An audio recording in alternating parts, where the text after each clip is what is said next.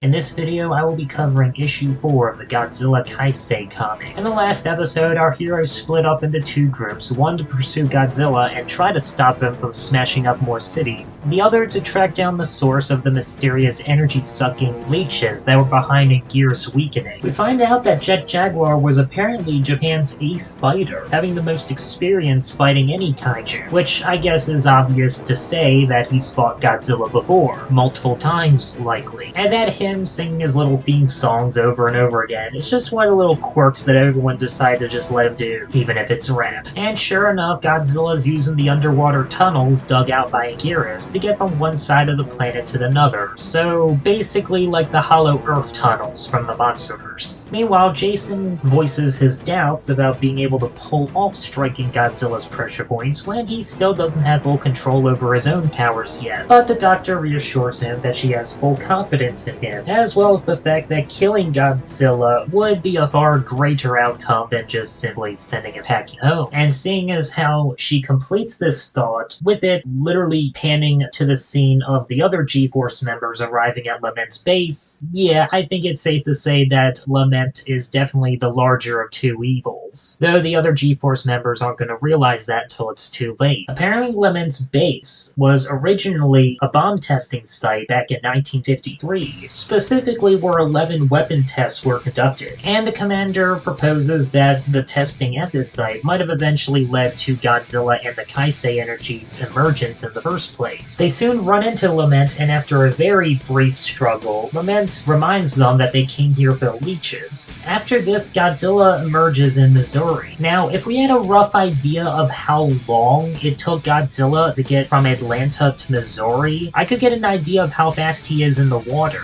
We know that this is all occurring within mere hours at best, and that it was basically sunrise when Godzilla began his attack in the last issue. Jet Jaguar saves a trucker, and apparently we find out that Godzilla is trying to locate the source of the leeches as well, and that he's going to take his anger out on literally everyone and everything around him in the meantime. We also find out that even though Jet Jaguar is quite old and experienced, he hasn't really changed or evolved since, meaning he's probably at the same power level he was when he was first created, while Godzilla has changed and grown stronger over the decades. This makes me wonder if maybe Jet Jaguar, when he was first created, was an even match for Godzilla, but now that after all this time has passed, Godzilla can just no-diff him. The Doctor also warns Jacen that apparently if he gives into his own anger, it'll somehow fuel Godzilla's, which makes me wonder if he gets angry, that's gonna somehow power up Godzilla, like they both share the same power pool. So whatever emotions one's feeling will affect the other or something. This at least seems to be true on some kind of mental level, as Godzilla can apparently feel Jacen's emotions, but he gets a little disoriented and starts having flashbacks after getting directly blasted by Godzilla's atomic wrath. Despite this, Jacen keeps his cool and starts going all Kenshiro on Godzilla after getting saved by Jet Jaguar. Godzilla soon gives up the fight and dives back down into the water through another tunnel. Cut back to the other group, and they're cooperating and helping Lament prepare a trap for Godzilla. We also get confirmation that Manda exists in this universe. Hope we get to see him someday. The commander asks where Lament came from, and he reveals that he's actually been multiple forms throughout the years, and that he doesn't quite fully remember, and that the world he was once a part of no longer exists, and Godzilla's to blame for everything. Back to the other group pursuing Godzilla, Jacen notices that Jet Jaguar is just repeating this one part of his theme over and over again, and starts to think that maybe Jet Jaguar is feeling a little insecure that Jacen did a better job fighting him than Jet Jaguar did. And as we see now, he's not too keen on letting someone else take the victory, and he basically drop-kicks Lament. As Godzilla surfaces in the underground lab, we see a giant Yakumama leech creature drop down above him, and that ends the issue. And according to the next issue, it's going to mainly be about the leech trying to suck all the energy out of Godzilla. Next issue will begin the climactic battle of this first arc, and for those who have been looking on the internet stuff, might already know how the end result is going to pay out. I think the fact that Lament even created these leech creatures in the first place is him indirectly acknowledging that he could not just simply take on Godzilla in a 1v1 fight. And if he's actually out of the picture for quite a while because of that surprise dropkick from Jet Jaguar, then he might even be weaker than Jet Jaguar too, so who really knows? But then again, he was taken off guard, so who knows? I'm sure sure he'll get to show off his strength in the coming issues. I hope you'll join me when the next issue comes out. Till then, take care.